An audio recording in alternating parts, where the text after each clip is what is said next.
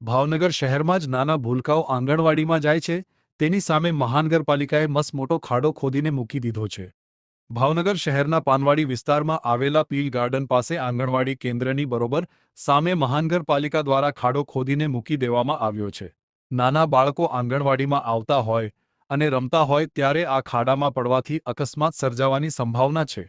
ત્યારે મહાનગરપાલિકાની બેજવાબદારી કાર્યવાહી સામે પગલાં ભરવામાં આવશે કે કેમ તેની ચર્ચા જાગી છે.